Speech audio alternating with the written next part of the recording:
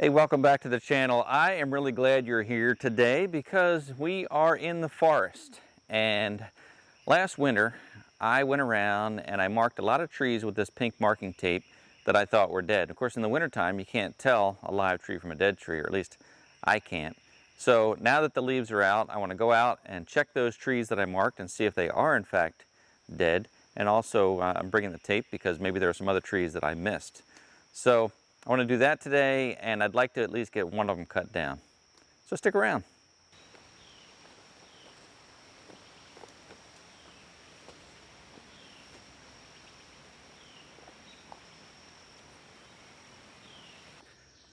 Now here's one I marked at the entrance of the forest, and I know this one's not dead. I knew it wasn't dead when I marked it, but I just thought it's a nice sized tree that I really don't need here because I've got kind of a cluster of others. It's a nice oak tree, and it's kind of leaning in a good direction. So that one at some point I want to take down. It's not priority. What I'm really looking for are the ones that are dead.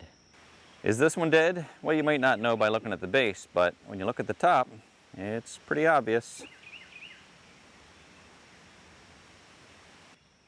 Now here's one I did not mark and totally missed it, that it is in fact dead.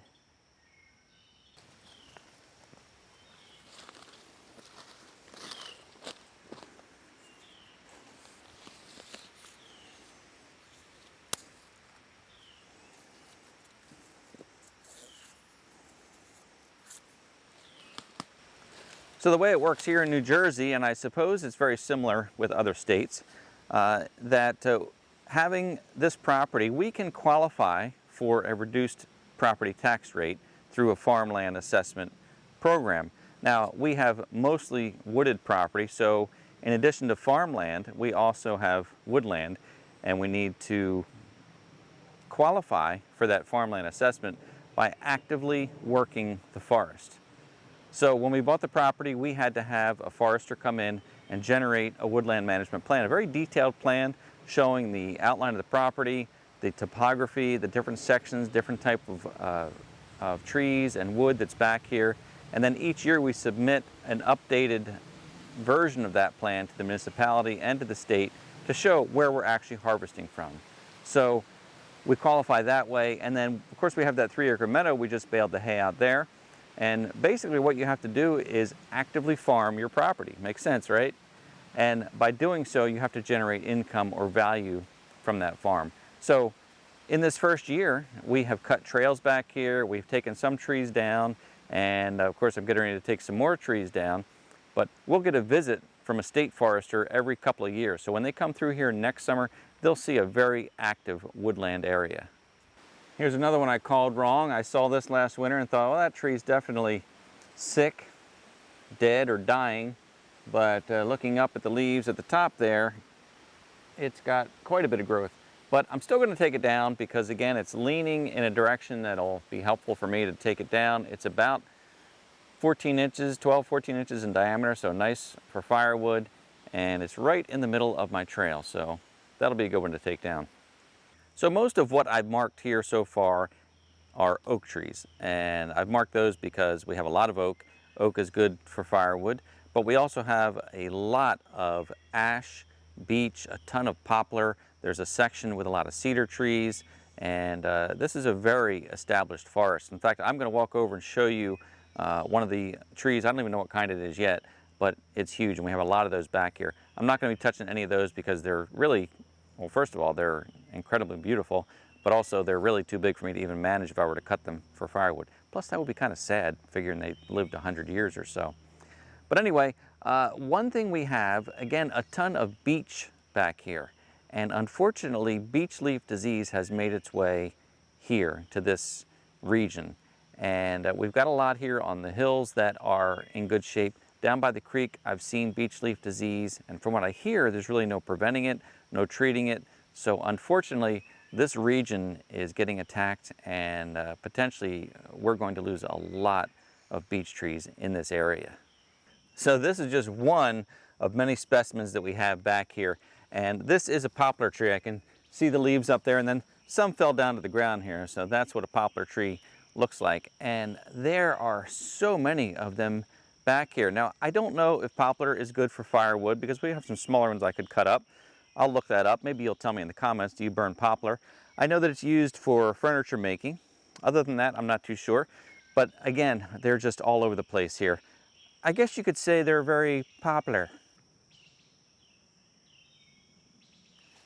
This part of New Jersey is relatively flat with a few rolling hills, but this particular property is not something that's very common in this area. We have some extremely steep hills here in the forest.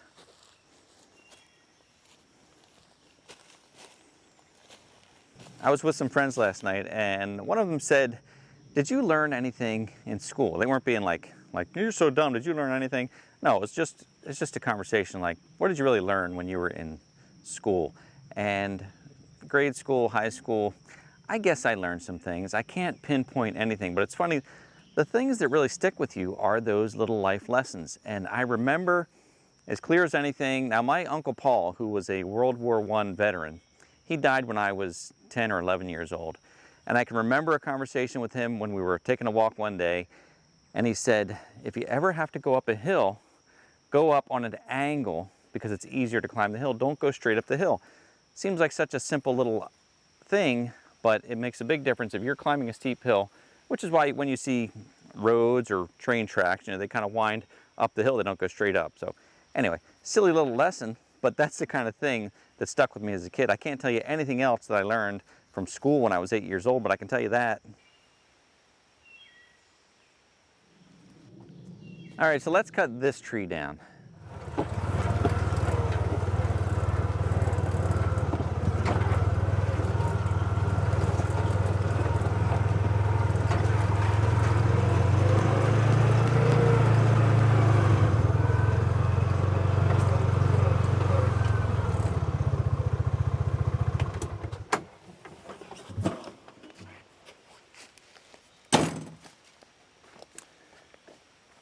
Well, this should go pretty well. The tree's already leaning in the direction where I would want it to go.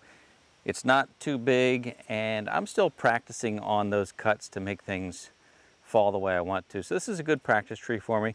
I just have to keep myself safe, the animals, and of course, park the mule far away.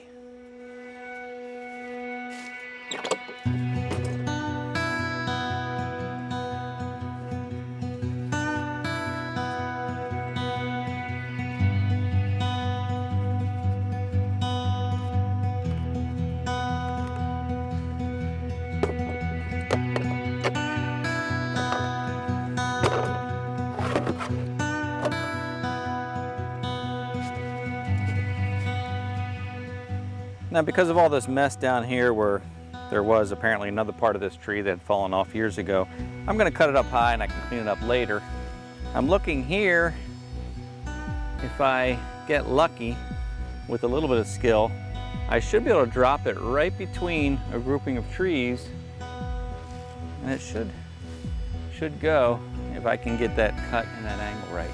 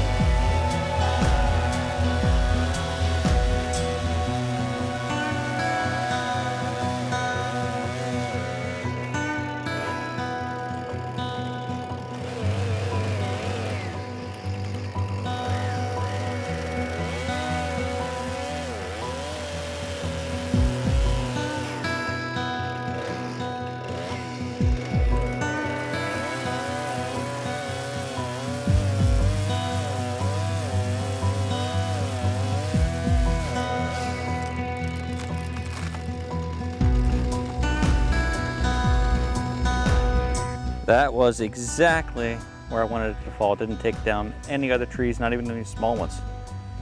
Yeah, I'm gonna call this 20% skill, 80% luck. Look at how the top of this tree, the V, fell and straddled this other tree without hitting anything. All right, well, I'm gonna continue to limb this tree, cut up the rounds, and split it right back here in the woods.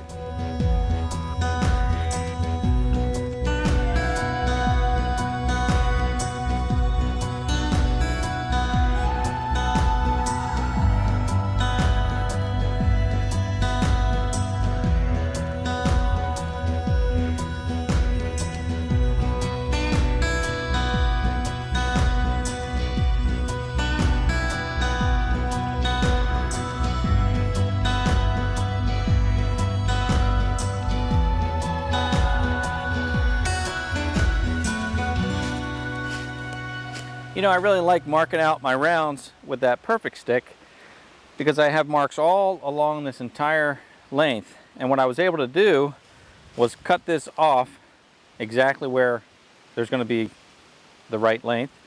And now I've got this piece here in the middle that's up against the ground, so I can cut across the top, use my log ox, move it over, and then cut the rest of the way through.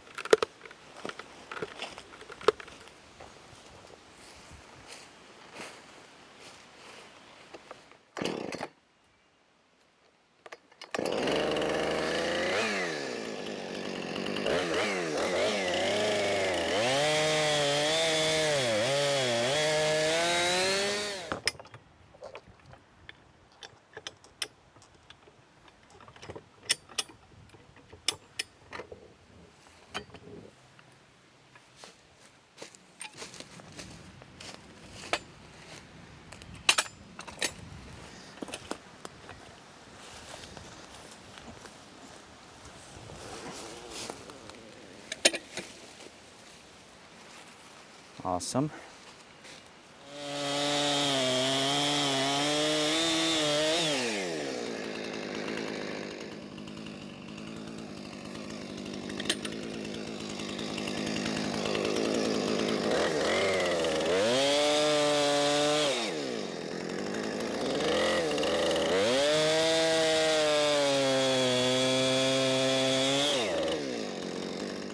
Well, I've got my critical triangle set up the best I can. The critical triangle applies to how you set up your shop, your kitchen, your office.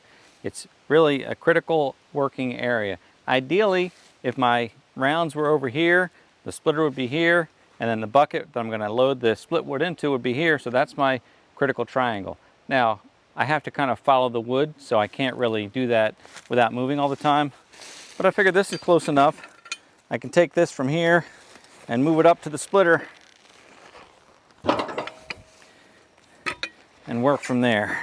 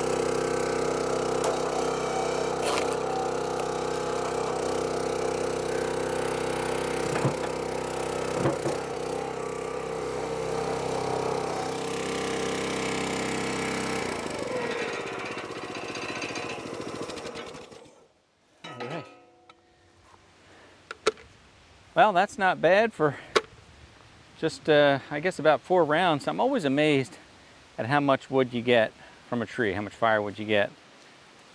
Another thing is this log ox is absolutely a back saver. Now those rounds were pretty heavy, but for me to bend over and pick them up would be a lot harder if I didn't have this log ox keeping me upright and not bending as much. So this is really a great tool, and you saw how handy it was for turning the logs. You know, it's a modular piece of equipment, so you can adapt different pieces to it, and it's a multi-use tool. But we've been dealing with a heat wave this last couple of weeks. It's not going away anytime soon. Last night we had rain for the first time in weeks and weeks, so I thought I'd get out here in the morning in the woods where it's a little bit cooler. It does feel good, but the humidity is up. So I got this bucket full. Ideally, I should have another IBC tote ready to go, and then I could stack it right in the tote. Of course, we know that this B2601 can't lift a full tote of firewood, so I'm kind of stuck either way. Like, I can't do as much as I'd want to. But at any rate, this was super productive. Just one tree down, and we're already getting a lot of firewood, so it's going to be a good year. One thing I did wrong last year is that I tended to split my wood too small, and I really found I needed those bigger pieces for the overnight burns. So this time I'm learning to mix it up a little bit, put some big pieces in there, split some smaller ones as well, but not to go quite as small as I did last year. So that's going to do it for today. I appreciate you being with me. If you enjoyed the video, please give it a thumbs up. If you've not yet subscribed to the channel, I invite you to join us. As always, I look forward to seeing you next time. Stay hydrated.